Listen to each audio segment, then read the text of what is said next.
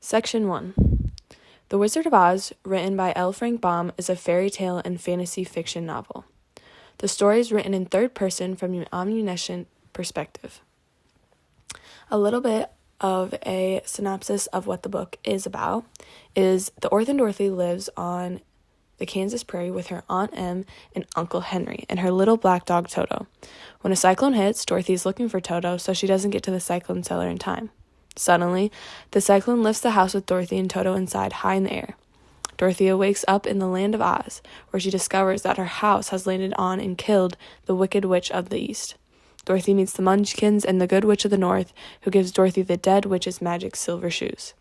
Dorothy wants to return to Kansas, but to do so, she must travel to the Emerald City to ask the help of the Wizard of Oz. Dorothy sets out on this challenging journey with the help of the Scarecrow, Tin Man, and Lion, whom she meets on the way. Now, an analysis of some of the main characters. Dorothy is a bright and resourceful child who handles being transported into a new realm fairly well. In the beginning of the novel, she is bored and tired of her drab life in Kansas, but as the story unfolds, she returns to the farm with a completely different attitude. She now appreciates the life she has, and rather than want to leave it, she only wants to tell everyone how much she loves and appreciates them. The Scarecrow's dearest wish is that Oz gives him a brain, and he truly does believe he's very unintelligent. However, throughout the story, he realizes he already possesses intelligence. He learns quickly and usually comes up with helpful ideas when the travelers face a challenge. The Tin Man's goal is to obtain a heart from Oz. He believes he's void of love, but through his journey, it is shown he is already sensitive and tender-hearted. He is brave and protective, and at the sight of a friend or animal in trouble, it brings him to tears. The Cowardly Lion starts off timid and scared of everything around him. However, he isn't really the coward he believes himself to be. He proves himself brave and daring many times before Oz consents to provide him with courage. Toto may only be a dog, but he really does set the whole book in motion. Unlike the other characters who transition throughout the story, he remained devoted to Dorothy and stuck to her side through it all. His curiosity had the effect of revealing truths that might not otherwise come to light, which helped everyone around him. And lastly, Oz. At first, he is seen as this almighty figure, and everyone adores him. But by the end, it is revealed he is truly just a fraud, and that everything they had been searching for, they can find already within themselves. So now, some themes that are found in the story. The first being home. It is truly important to remember one's roots. Although, compared to the colorful and whimsical Oz, Kansas is vast and monochromatic, but that is where Dorothy belongs. Baum wanted readers to understand no matter how fascinating or exotic a place or people may be, you should always remember who was there for you first. The next one is self-sufficiency. The Scarecrow does not think he possesses brains. The Tin Man's convinced he lacks a heart, and the Lion believes himself to be without courage. However, the Scarecrow is the most intelligent of the group, the Tin Man is filled with compassion, and the Lion is full of courage. Baum highlighted the fact that they did not need anyone else to fix them or solve their problems. They already had everything within them. The last theme is friendship. The novel makes it clear how important friendship is. First, Dorothy's only friend on the boring Kansas prairie is her faithful dog Toto. He's the only one who can bring light and joy into her life. But the theme of friendship is even more shown from Dorothy's interactions with the Scarecrow, Tin Man, and Lion. All three provide emotional and physical assistance to Dorothy as she travels to the Emerald City to try and get back to Kansas. And lastly, I'll talk about some literary techniques that Baum used while writing. The first being imagery. Baum uses a lot of description and emphasizing bright colors and extravagant descriptions in order to generate mental images to feel as if we can picture these own scenes in our brain. The next is repetition. Baum uses repetition very heavily. He uses it to repeat goals, important details, and other aspects of the story so that we understand they are important. Silver shoes. In the novel, Dorothy's slippers are silver and not ruby. Silver is related to the monetary political issues of the time, where farmers wanted to have the dollar values to have fixed ratios for both silver and gold. Another speculation is that the silver slippers are a representation of the power to vote. Section 2. L. Frank Baum, his full name being Lyman Frank Baum, was born May 15, 1856, in Shenango, New York. The American writer was known for his series of books for children about the Land of Oz. Baum began his career as a journalist, initially in Aberdeen, South Dakota, and then in Chicago. His first book, Father Goose, was a commercial success, and he followed it the next year with the even more popular Wizard of Oz. Going back into his childhood, he was seen to be similar to this Tin Man. He yearned for a good heart, but in his case, he meant one that worked. He wanted one that did not cause him all the debilitating health problems that became markers in his life. As a child, Baum's condition separated him from other children who could frolic outside, and it forced him to entertain himself with reading and his own imagination. When a child is forced to be separate and watch their own peers have fun, it really does affect how they grow up and see life. You can see this when reading the story, because Baum creates wondrous scenes using the imagination he was essentially forced to occupy himself with. Later in his life, he met and married Maud Gage, the daughter of the feminist Matilda Joslyn Gage. Together with Elizabeth Cady Stanton and Susan B. Anthony, Matilda Gage helped write the 4-volume History of Women's Suffrage.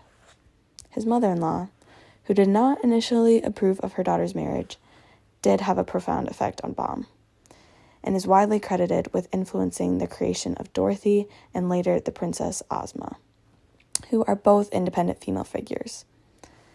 This was at the time that many women, including Baum's mother-in-law, were pressing the right to vote, and the author supported their efforts.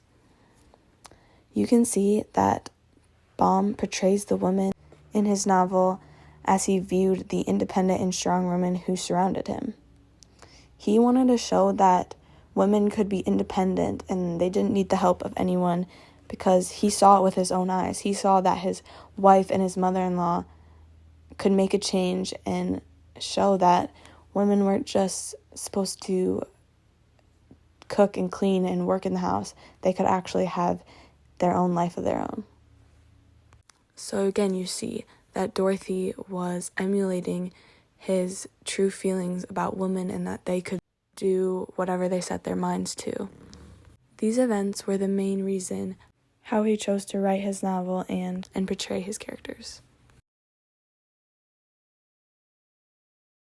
Section 3.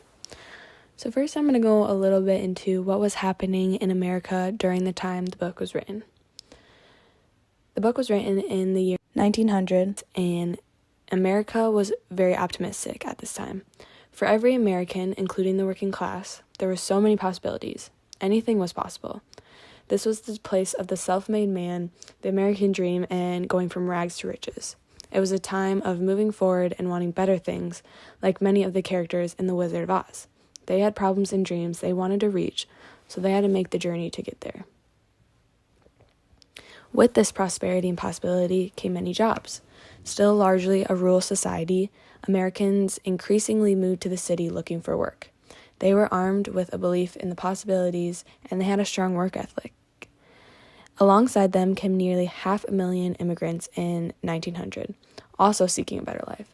So again, this theme of moving forward and finding the life you wish to live is prevalent once again.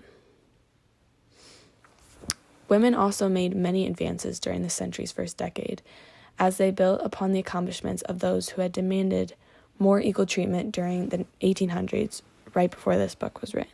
In the 1900s, women were increasingly joining the workforce at all levels. Working-class females began to be employed outside the home as opportunities in manufacturing and retailing expanded. Educated women made greater advances in both the academic and professional worlds.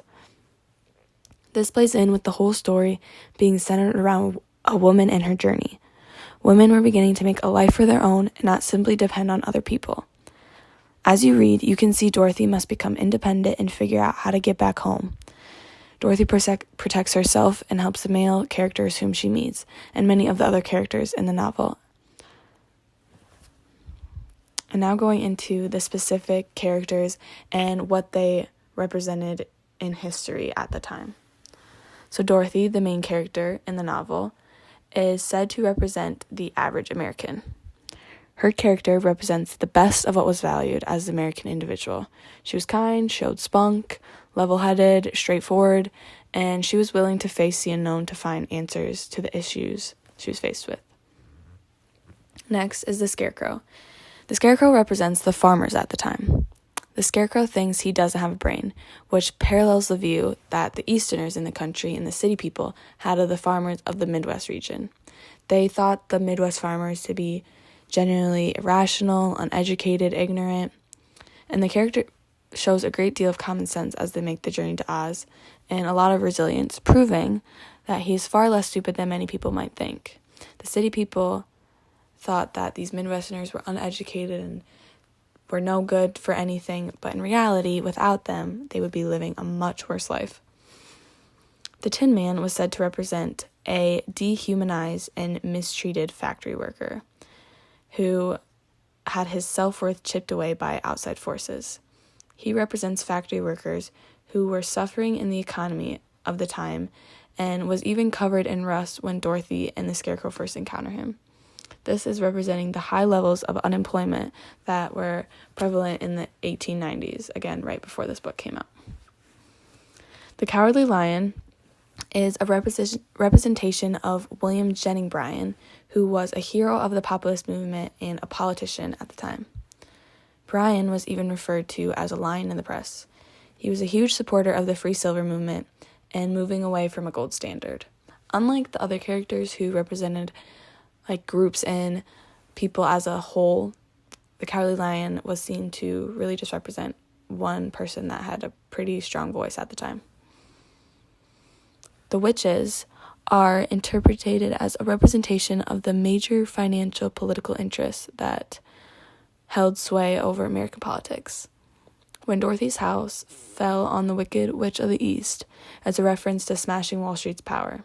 Her sister, the Witch of the North, symbolizes the financially elite who lived in the western region of the country, such as railroad magnates and bankers.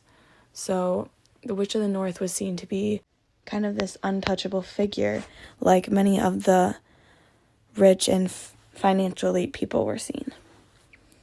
And lastly, the Emerald City and Royal Palace of Oz were represented for Washington, D.C., and the White House. They are really the seats of political power. People see the wizard as the president, who some may think the power was just an illusion.